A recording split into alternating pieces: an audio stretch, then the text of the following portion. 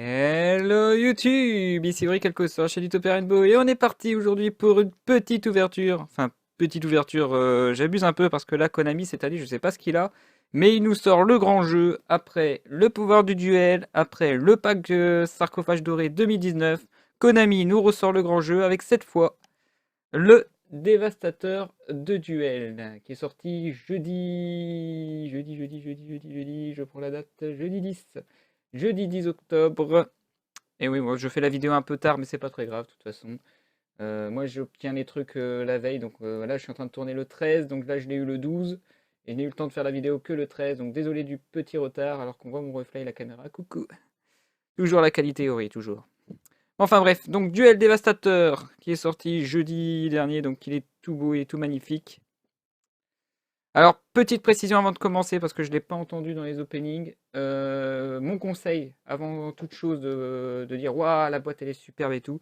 Je ne recommande pas cette boîte pour les noobs. Je le dis d'avance. Tous ceux qui veulent découvrir Yu-Gi-Oh! N'achetez pas cette boîte, ou achetez-le, mais mettez-le de côté en attendant. Car, sans déconner, c'est ce que je pourrais surnommer la Stumple Pack 2019. C'est vraiment que des. C'est pas des cartes qui sont faites pour être jouées, ce sont juste pour des joueurs avancés qui veulent découvrir le monde compétitif, qui veulent se préparer justement pour le niveau compétitif, puisqu'il n'y a que des cartes pour contrer plus ou moins la méta actuelle et prochaine évidemment, hein. Donc c'était vraiment ceux qui ont eu du mal à avoir les cartes parce que c'était des cartes en secret, des cartes ultra difficiles à trouver.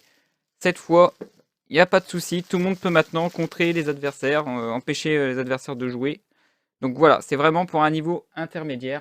Par contre, pour ceux qui veulent de la compète, etc., c'est une véritable mine d'or. Je le recommande beaucoup. Statistiquement, en 3 exemplaires, sauf si vous avez déjà les cartes. Mais même si vous avez les cartes, c'est pas très grave parce que même la boîte en elle-même, elle est super jolie, hein. Je vous ai fait une petite démonstration sur les côtés. Je vous ferai la présentation juste après. Le petit spoil, c'est vraiment magnifique, hein. Et même à l'arrière, voilà, ils font une petite démonstration. Vous avez entendu le petit bruit? Pour ceux qui ne savent pas, en fait, il y a les cartes, elles sont pas collées, attachées, etc. Hop, je la remets à l'endroit. C'est parti pour l'ouverture. Une boîte qui est pas... qui est vide. Boîte vide. Mais une boîte de rangement, c'est ça qui est cool déjà. Nous ont proposé carrément une sorte de boîte de rangement. On peut mettre carrément 2 decks sur les côtés, de quoi mettre des Stamples, ou mettre sa petite collection, voilà. On va pouvoir ramener ça tranquillement. C'est une petite boîte, mais c'est pratique. Moi, j'en ai acheté 3. Donc là, c'est ma 3e boîte que j'ouvre, et c'est la boîte que j'ouvre exprès en vidéo. Et vous voyez, sur le fond, il y a des cartes. Bon, là, par contre, les cartes, elles peuvent se niquer, donc secouez pas la boîte quand vous le découvrez. Deuxième précision que Konami nous a fait encore plaisir sur ce coup-là, les Field Center, que je montrerai vers la fin.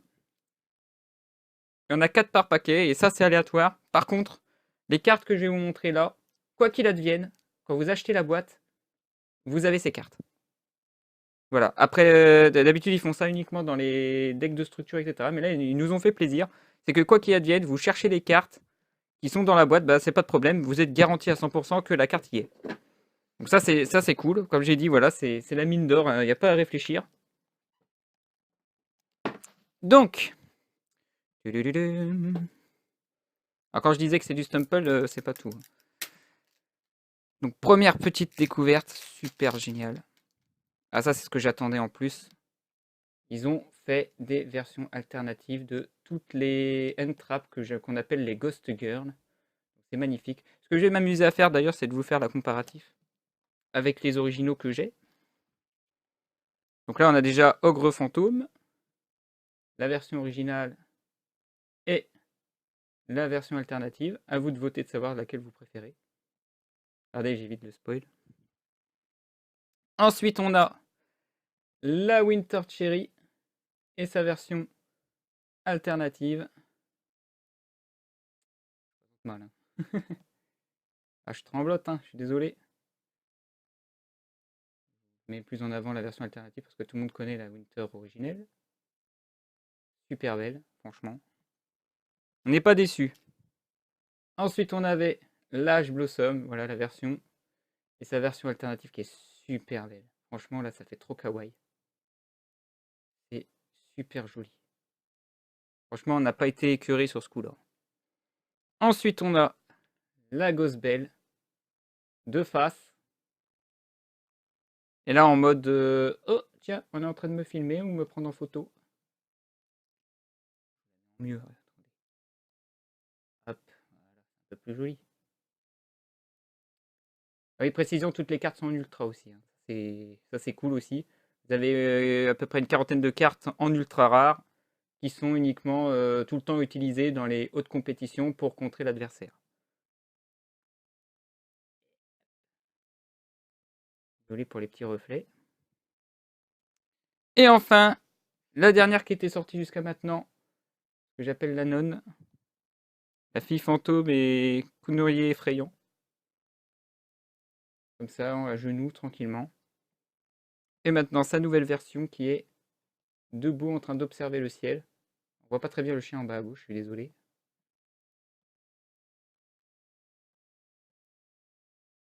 Pour ce coup-là, c'est super, moi j'aime bien. Moi qui collectionne en plus ces cartes-là, ben, maintenant j'ai leur version alternative, il n'y a pas de problème. Et puis si vous en achetez 3, vous avez aussi les Untrap comme tous les joueurs pro utilisent. Hein. Les Ash Blossom, c'est abusé.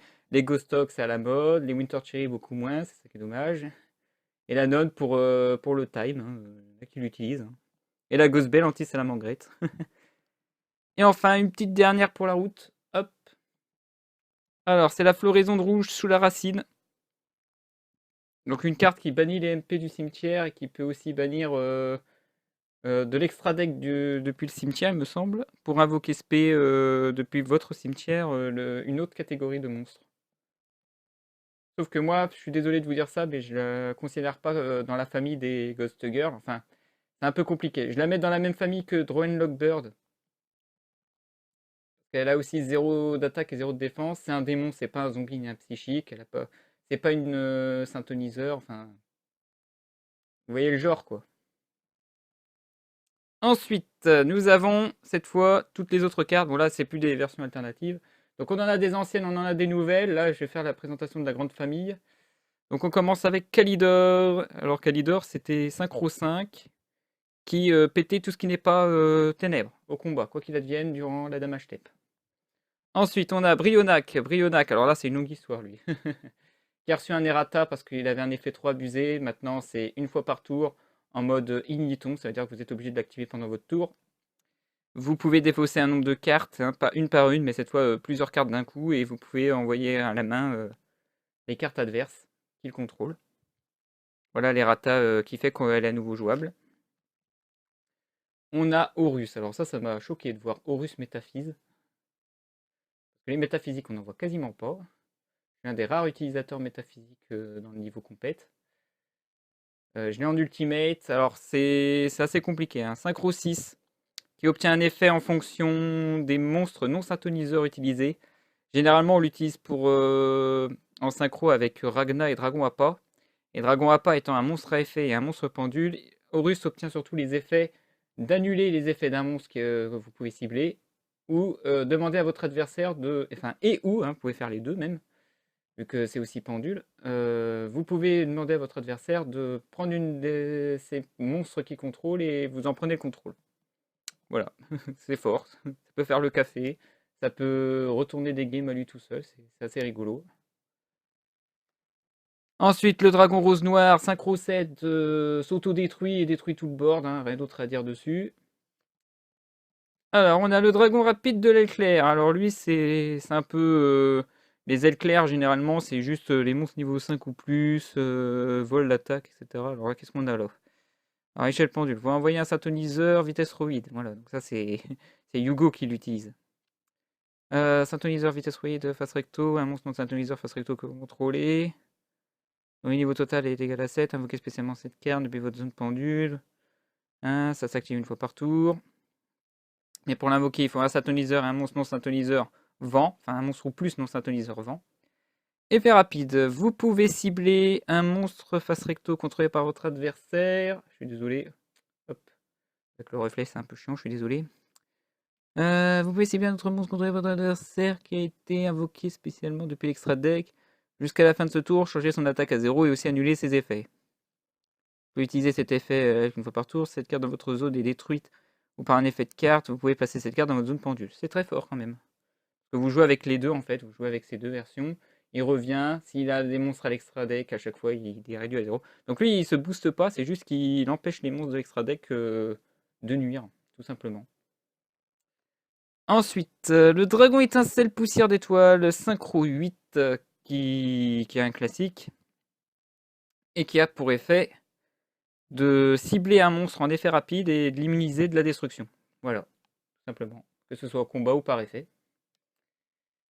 Alors, le Scarlight, l'humicatrice dragon rouge arche-démon, lui, c'est un effet igniton. Donc, vous le faites que pendant votre tour, pendant la main phase. Il détruit tous les monstres invoqués SP, il inflige 500 points de dégâts par monstre invoqué SP. Voilà, ça, c'est un destructeur. Hein. Trishula qui a été déban, rappelez-vous. Le fameux Trishula où j'ai eu la voix qui était différente dans ma vidéo, pour ceux qui connaissent. Donc lui, c'est lorsqu'il est invoqué par synchro, vous pouvez, alors pour un synchro 9, qui nécessite au moins 2 monstres non syntoniseurs. Donc déjà, il faut y aller pour l'invoquer, mais une fois qu'il est invoqué, c'est une carte qu'il contrôle, une carte dans sa main et une carte dans son cimetière qui seront bannies. Ça, c'est cool. Donc voilà, l'invoquer est chiant, mais l'effet vaut le coup après derrière, ça donne un avantage carte de 3 quand même. Hein. Donc 1 au cimetière, et on sait que le cimetière, c'est la vie aussi, hein, c'est comme la pioche.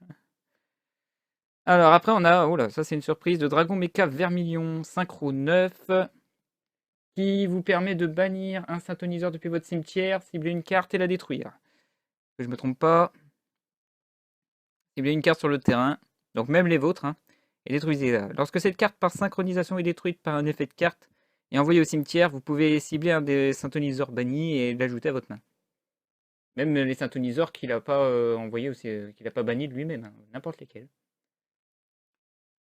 Ensuite, ça c'est beau ça, un résident des abysses, voilà, très recherché, on l'a vu dans les championnats du monde, c'est très fort contre Salamangreat puisque ça annule toute demande d'affectation de cimetière, alors que je fasse gaffe, hein, de monstre niveau 4. Tant que cette carte a du matériel attaché qui est haut à l'origine, tous les monstres qu'on contrôlait gagnent 500 points d'attaque. Ça on s'en fout. C'est l'autre effet qui intéresse tout le monde, c'est une fois par tour, effet rapide, vous pouvez détacher un matériel de cette carte, ce tour. Votre adversaire ne peut pas activer d'effet de carte de son cimetière. Voilà, c'est cet effet-là qui est très utile contre Salamangreat, puisque beaucoup des cartes Salamangreat se réinvoquent SP quand il y a un Salamangreat qui contrôle depuis le cimetière. Ensuite, alors ça c'est un plus un classique. Là. On est sur numéro 101, Arche silencieux, donc honneur silencieux Arche, pardon. Donc lui aussi, 2 monstres niveau 4, vous détachez 2, vous attachez un monstre que l'adversaire contrôle, donc il n'a plus qu'une seule attache.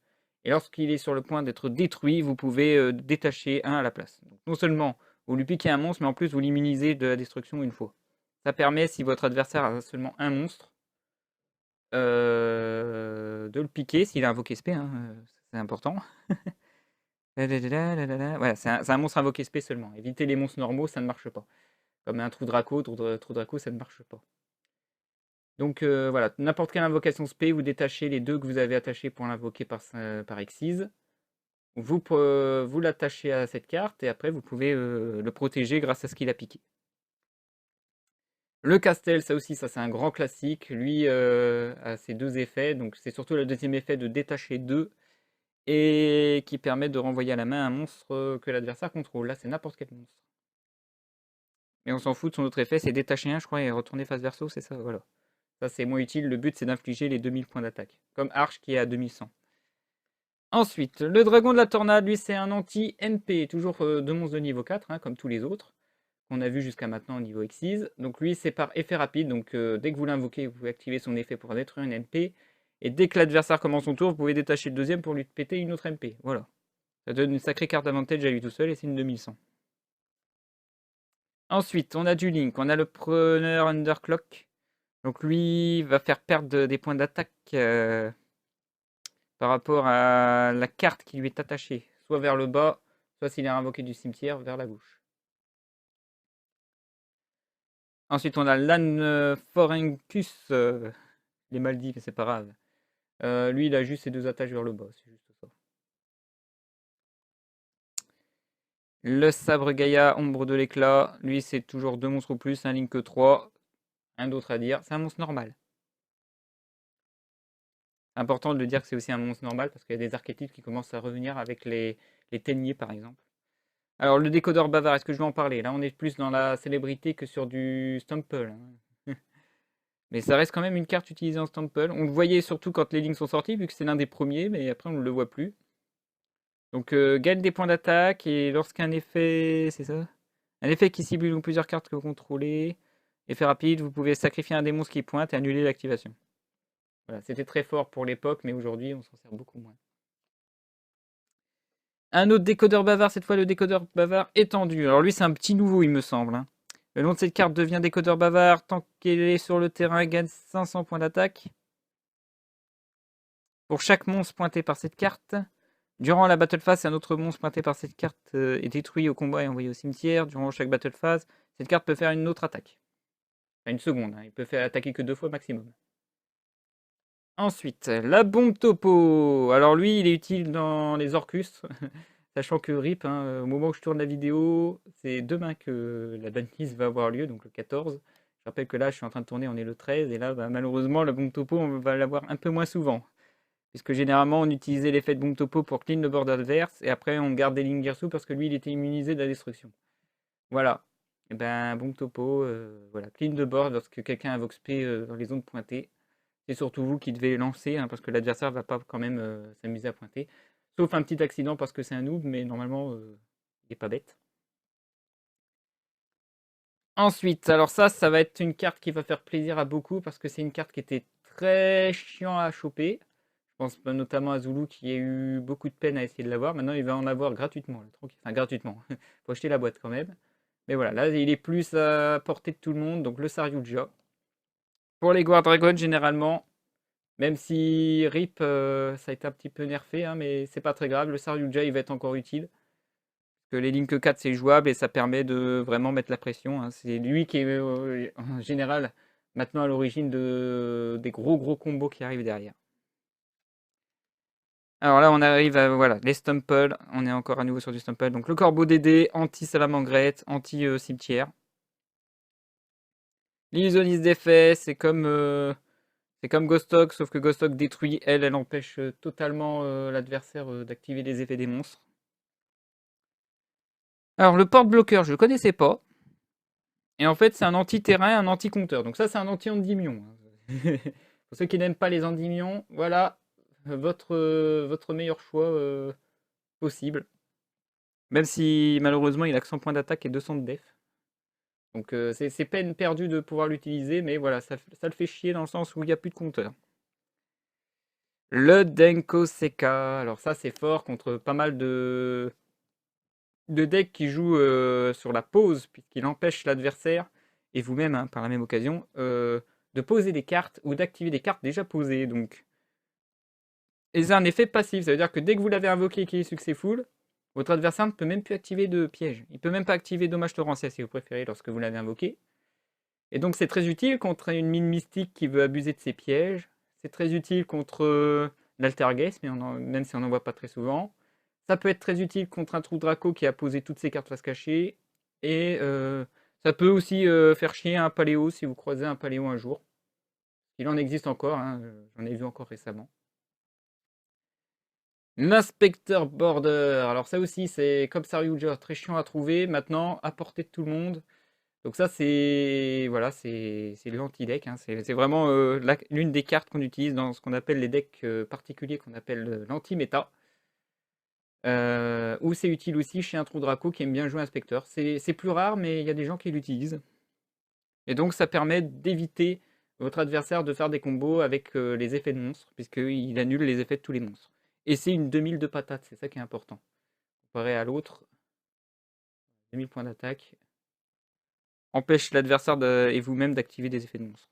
Enfin, surtout l'adversaire. C'est plus important pour nous. Alors ça, c'est une carte dont je cherchais le nom pendant très longtemps. Je sais que Guillaume Marron en avait parlé lors d'une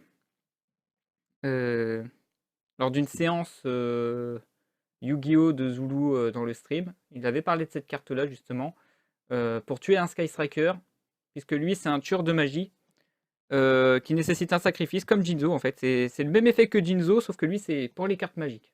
Donc Jinzo, c'est les pièges, lui, c'est pour les magies.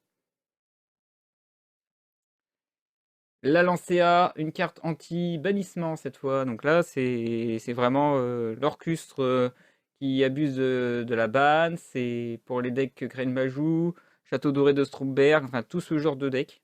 Et le métaphysique aussi. Ensuite, on n'a pas une mais deux, on a Démon et enfin Démon de la Vanité et de la Majesté. Démon de la Vanité, c'est très vieux comme c'est une très très vieille carte. Il a dû être réédité plus d'une fois, dont celui-là il était disponible dans l'Ere of Darkness, donc ceux qui l'ont en commune pourront le recycler et le mettre en ultra du coup. Elle existait en rare il y a très longtemps à l'époque de JX, hein, pour dire, avec le maître de la vanité qu'on voit beaucoup moins parce qu'il a 2 sacrifices lui. Et en fait, le démon de la vanité empêche les invocations spéciales. Et lui-même ne peut pas être invoqué spécialement. Donc un sacrifice quand même. Et le démon de la majesté, c'est qu'un joueur ne peut activer d'effet de monstre. Encore une fois, un anti-effet de monstre. Mais lui aussi nécessite un sacrifice. Et obligatoire puisqu'elle ne peut pas être invoquée spécialement. Alors là, on est vraiment dans le classique. Elle existait en commune, elle existait en secret, là elle existe en ultra. Le Prankra, vous l'invoquez spé quand votre adversaire contrôle des créatures, enfin en tout cas plus de créatures que vous. Vous pouvez attaquer avec et juste après la sacrifier pour péter une autre carte. Voilà, ça donne du carte advantage. C'est une demi-6 d'attaque, tranquille. Le Game Ciel, alors lui c'est pour vraiment les créatures qui font bien chier, qui sont immunisées contre des effets par exemple. On pense notamment à Forteresse Red Raptor, invoqué SP par inadvertance par Awakening Drake. On pense notamment à des cartes qui nous empêchent de jouer justement, qu'il faut se débarrasser au plus vite du terrain. Donc lui voilà, ça nécessite juste un sacrifice, c'est un cost, c'est pas vraiment enfin c'est un cost. C'est pas vraiment, voilà, c'est juste il s'invoque SP passivement, pas par son effet. Donc voilà, il n'a pas d'effet à proprement parler pour l'invoquer. Et pour ceux qui jouent notamment, encore une fois, pour les Guard Dragon comme Saryuja, et qu'ils ont à bord de Q2, il a un effet qui annule les effets en retirant des compteurs Kaiju. Là, il faut le terrain qui n'est pas dans cette boîte qui s'appelle au bord de Q2. Ensuite, au niveau des magies, voilà. Ça, c'est une MVP des championnats du monde. Là, le contrôle mental, pique un monstre adverse et vous pouvez l'utiliser pour faire des links. Par contre, vous pouvez pas attaquer ni le sacrifier. Donc c'est pour ça qu'on s'en sert pour faire des links, du synchro, de l'excise. On se fait plaisir là-dessus. Le canon ondulatoire, une carte qu'on attendait depuis que Bill Mystique était sorti. C'est dans cette boîte qu'elle a enfin été rééditée, parce que c'est aussi une vieille carte. C'est une carte qui va se booster à chaque stand-by phase, donc pas obligé de mettre des compteurs, mais pour repère, on va mettre un compteur à chaque stand-by phase du joueur qui a activé cette carte. Et pendant la main phase, vous pouvez envoyer cette carte au cimetière, vous comptez le nombre de stand-by phase qu'il a passé, et vous infligez 1000 fois les nombres de stand-by phase qu'il a passé. Donc si par exemple elle est restée active pendant 5 stand-by phase, à la main phase qui suit, paf, 5000 de dégâts. Donc c'est une MP à détruire. Au bout d'un moment, c'est un OTK. Ensuite, la super poly. Est-ce que je suis vraiment obligé d'en parler? Avec tous les monstres Prédaplante, voilà. Qu'est-ce qu'on a d'autre? On a des super poly anti-dragon, comme le 5-Headed. Enfin voilà, c'est vraiment la carte, vous déposez une, votre adversaire peut juste regarder, vous voir faire une fusion avec ses propres cartes. Parce que c'est ça qui est fort avec super poly, c'est que vous pouvez utiliser les monstres adverses pour invoquer un gros ton de votre côté. Donc si votre adversaire surtout joue sur l'affiliation d'attributs de ténèbres, il doit faire super gaffe à cette carte. Donc maintenant, elle est à portée de vraiment tout le monde. Elle était en commune dans une deck de structure. On l'a vu dans un pack OTS. Maintenant, elle est en ultra comme ça. Elle est magnifique. Je crois qu'elle n'a pas existé vraiment en ultra ou en secret. Je sais plus. Elle a existé en rare, je crois, sûr. En commune. En super rare dans l'OTS. Mais en ultra, voilà. Là, on va la voir beaucoup, cette carte. Alors, le livre de l'éclipse. C'est une carte qui retourne tous les monstres face verso. Pas très utile dans la méta actuelle, mais elle était très forte à certaines époques, puisque tous les monstres ne peuvent pas activer leurs effets quand ils sont face verso. Et il y a des cartes qui sont spécialisées dans la destruction face verso, comme le Spadassin Silencieux. C'est une très vieille carte, donc du coup, à double tranchant le livre de Eclipse, puisque maintenant les Link, ils en ont rien à péter de cette carte. Le Cimetière Silencieux, qui défausse une carte, les effets activés dans les cimetières sont annulés. Donc encore une carte anti-salamangrette de préférence. Voilà, tout effet qui s'active depuis le cimetière, c'est ça? Ouais, encore une fois. Rien d'autre à dire là-dessus. Le cyclone cosmique, là, elle a été édité, réédité. Bon, là, c'est plus pour moi parce que moi, j'en ai absolument pas. Donc maintenant que j'ai mes 3 boîtes, j'ai mes 3 cyclones perso, je vais arrêter de taxer mes potes de la team. C'est juste ça. Donc vous payez 1000 et vous bannissez une carte MP. Très utile parce qu'il y a beaucoup de cartes depuis Arc 5 qui pouvaient se bannir. On avait une carte piège qui annulait les effets de monstre 2 fois comme ça. Et vous l'activez depuis le terrain. Et après, le tour d'après, vous pouviez la bannir depuis le cimetière pour avoir exactement le même effet. Ça, c'est un des premiers. Aujourd'hui, il y a Crescendo, par exemple. Crescendo, vous la bannissez après derrière. Vous avez aussi les Sky Strikers, même s'ils ont été nerfés. Enfin, ils vont être nerfés, comme j'ai dit, le 14, donc demain. C'était très fort de bannir les MP adverses, puisque vous bannissiez une magie, notamment le multi-roll adverse. Comme ça, ils ne pouvaient pas se faire recycler par Kagari. Et bah, le Sky Striker était très mal. Ça lui fait un MP en moins dans le cimetière. Voilà pourquoi on la voit souvent, cette carte. L'appeler le parlaton, c'est un anti-entrap. Voilà, les Ghost Girls détestent cette carte. C'est très simple. Lorsque votre adversaire joue une entrap pendant votre premier tour, vous pouvez activer l'appeler parlaton. Vous bannissez la carte. Et tous les effets de cette carte sont annulés jusqu'à la prochaine. Ça compte aussi vos cartes. Faites gaffe. C'est-à-dire que si votre adversaire active Ash Blossom pendant votre tour, vous activez appeler par la tombe. N'essayez pas d'activer Ash Blossom pendant le tour adverse. La zone de dimension parallèle. Les monstres envoyés au cimetière sont bannis à la place. Alors c'est une fissure dimensionnelle, c'est mieux je trouve, mais voilà, vous avez une carte piège qui permet... En plus, je crois que celle-là, elle n'est pas limitée, donc c'est l'avantage. Alors que fissure dimensionnelle, c'est une carte magique qui est limitée à une. Donc ça fait toujours plus de monstres à bannir.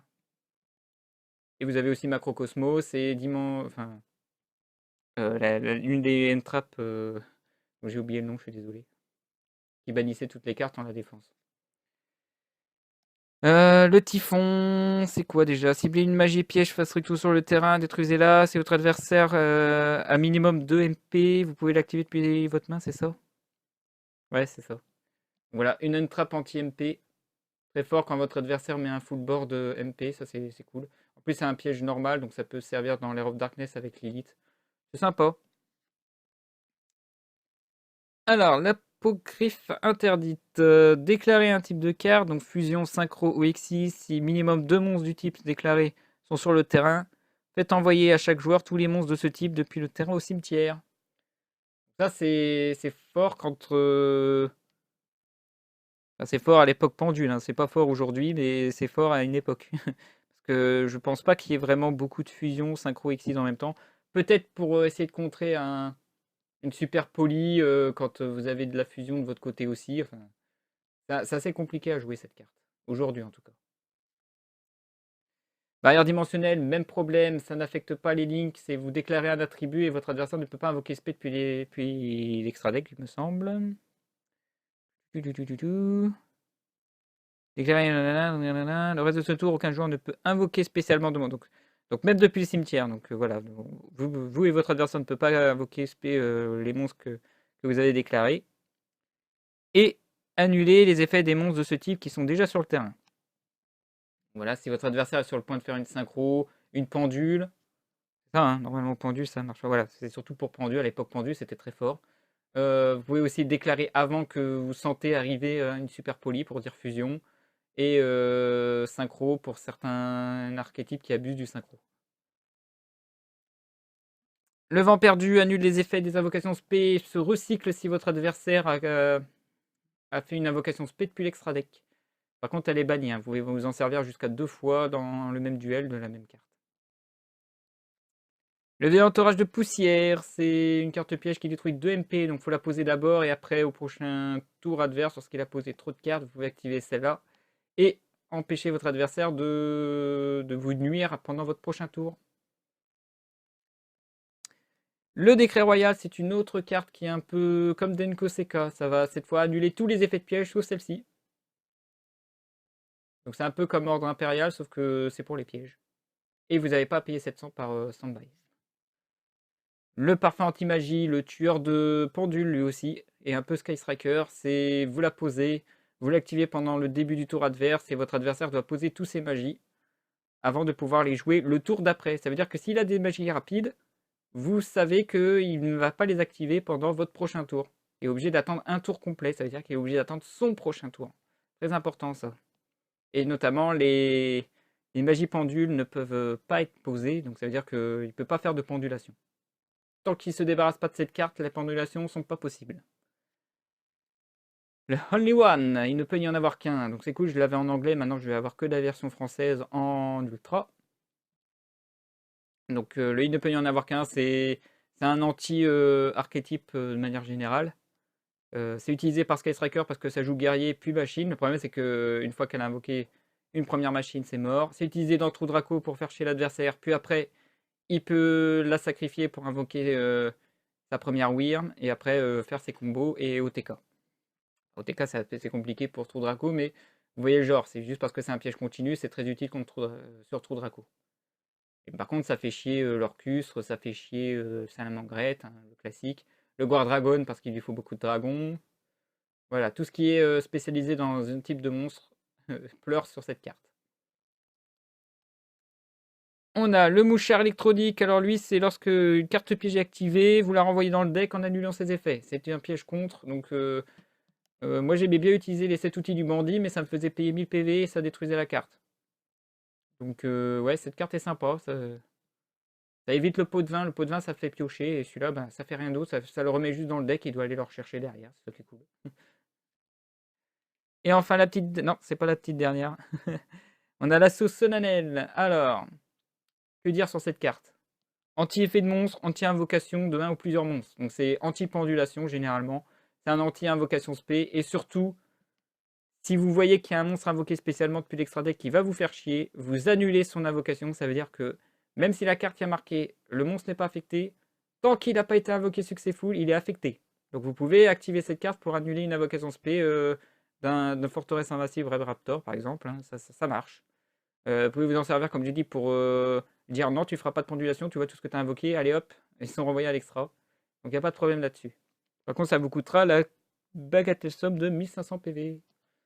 Donc, prenez des risques en payant des PV, mais vous savez que vous faites bien chier l'adversaire. C'est une des meilleures cartes actuellement pour faire chier, c'est un des meilleurs samples.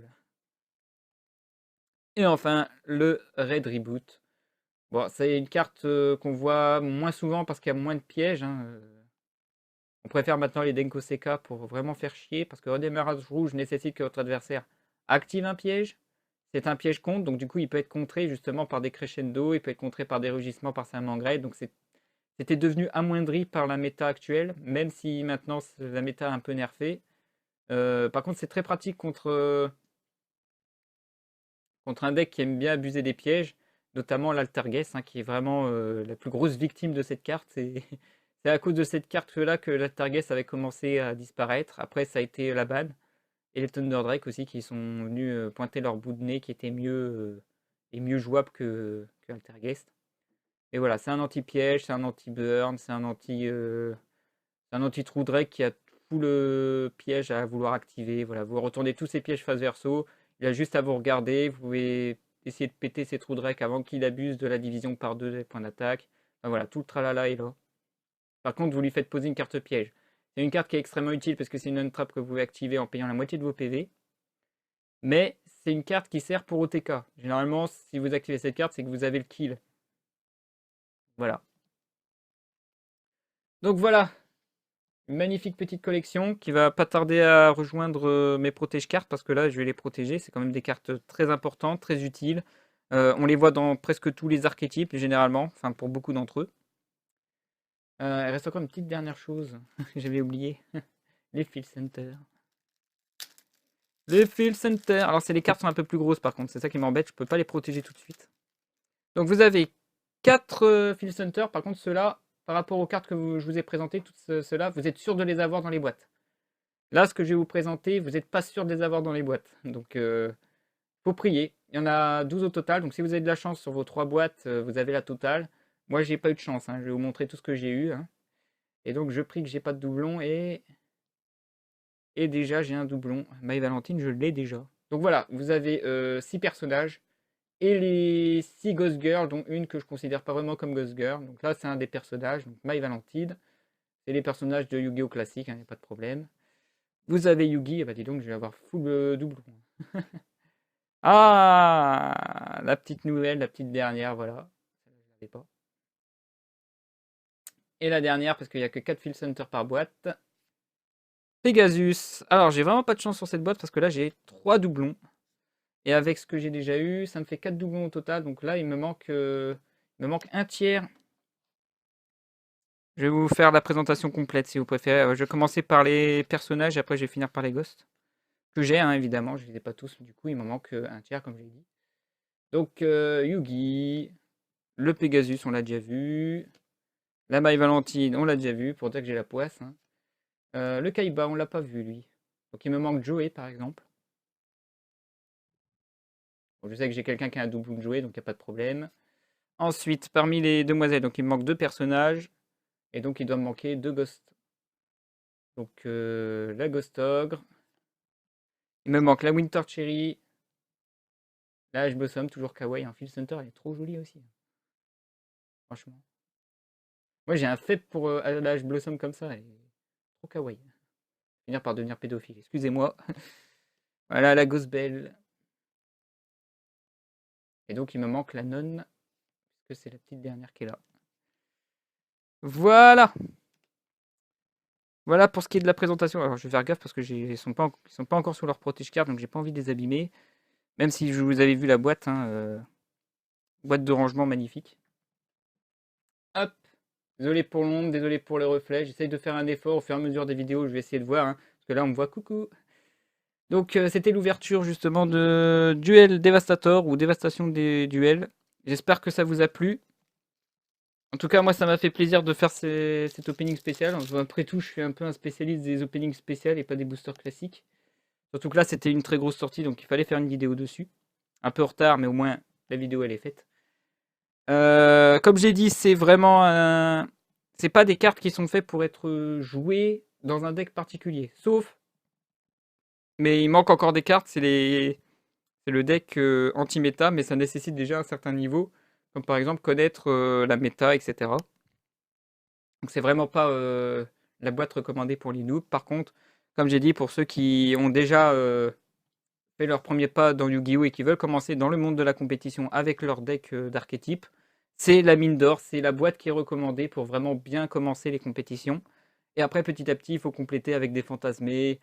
Alors, c'est normal, hein, il n'y a pas de Evenly Match, il n'y a pas de Infinite permanente, sinon ça serait complètement abusé comme boîte. Là, ça serait vraiment le summum qu'il fallait acheter. Par contre, ce qui m'a choqué, c'est limite d'invocation. Je pensais qu'ils allaient l'éditer, mais en fait, non. Mais bon, on ne peut pas tout avoir. Je ne vais pas être déçu quand même. C'est une très très belle boîte. Hein. En plus, on nous propose des Field Hunters, ce qui est très rare hein, de chez Konami. Franchement, ils ont fait vraiment très fort là. On pensait que le pouvoir du duel serait le meilleur pack. Mais celui-là, comme ce sont des cartes garanties, on va peut-être revenir sur notre décision de savoir si c'est pas plutôt Duel Devastator qui est meilleur. Mais c'est compliqué. Franchement, c'est une très belle année 2019 que nous a proposé Konami. L'année n'est pas encore finie, mais je pense qu'ils vont commencer à se calmer là-dessus et qu'on va avoir de belles choses en 2020, notamment au niveau de la compète, là, avec ces cartes-là, avec pouvoir du duel, avec le sarcophage doré. Là, je pense qu'une grande partie de la communauté va pouvoir avoir le level nécessaire au niveau des cartes, en tout cas, pour s'imposer sur des tournois. On va commencer à avoir plein de nouvelles têtes. Et c'est ça qui est génial. Voilà, c'était l'ouverture de Duel Devastator. N'hésitez pas à mettre un pouce bleu, n'hésitez pas à mettre des commentaires. Moi, je vais continuer à essayer de trouver un meilleur endroit pour enregistrer. Parce que je trouve que mon nombre est un peu dégueulasse, je suis un peu désolé. Et on se retrouve plus tard pour une prochaine vidéo. Allez, sur ce, tchuss les gens!